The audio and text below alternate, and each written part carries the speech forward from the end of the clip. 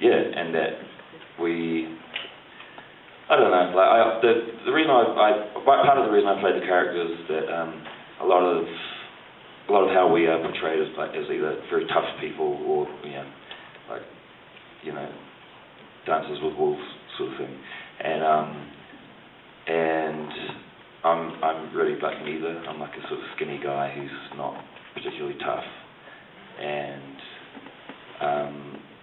there are like shitloads of Māori like that, and I don't know, I just want to sort of break the stereotype a little bit, and that's because I grew up around these guys who were, I don't know, just skinny Māori guys who are desperate to be cool and hopeless romantics, and that's what I sort of wanted to show. It's too early to answer the question. The Sundance Institute helped. Well, I workshopped the script in 2005 in January at the Sundance Lab, and and that's sort of the inception of it. Was the first draft was worked on there.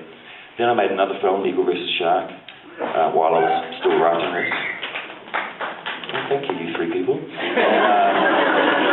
And then so I made that, brought that here in 2007, and then went back and worked on this. So this is like the first film I wrote, but I made it second. And Sundance has been very nice to me.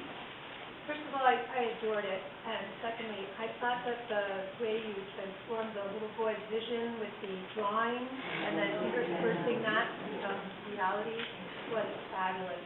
What gave you the idea to do that? Who did that? I did the animation.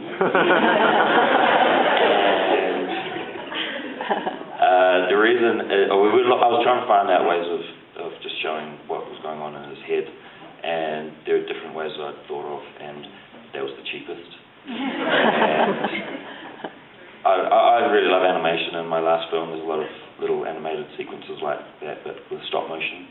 And I just think it's especially animation that's very handmade, and you can kind of feel the human touch in it.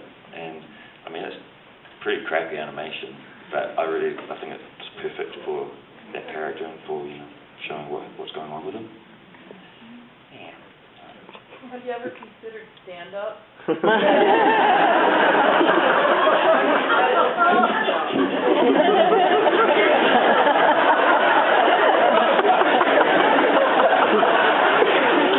Was a nod.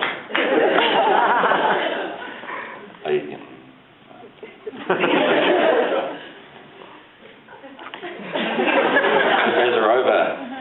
Serious independent filmmaker. Just wanted to say, keep making movies. Thank you.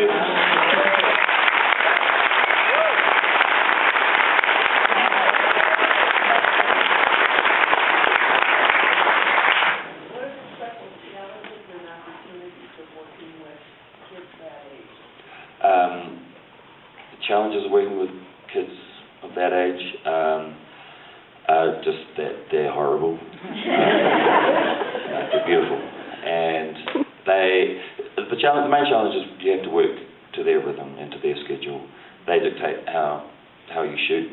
Like Rocky, as beautiful as he seems on screen, what you see on screen is basically what we got, because he was that kid, like he was in his own head. He was all over the place, and he was 7. He was a 7-year-old. And I like that, because 7-year-olds that are really professional actors freak me out. I think they're scary. And that Dakota Fanning chick just freaks me out. And,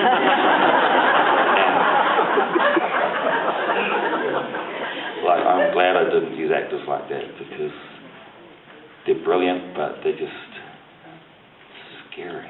And so it was hard.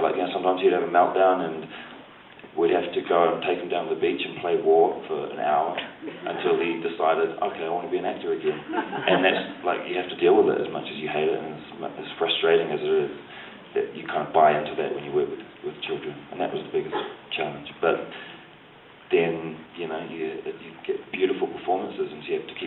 myself.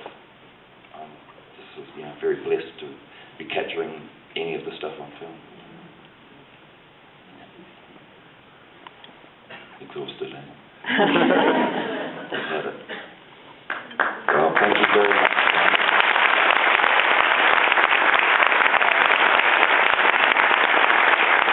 Now, we brought a whole lot of these flyers here to give out, and we were too lazy to give them out until now.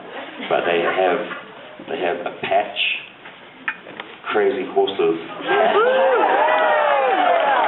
And so they're outside, and I doubt there's enough for everyone. I thought there might be, but if you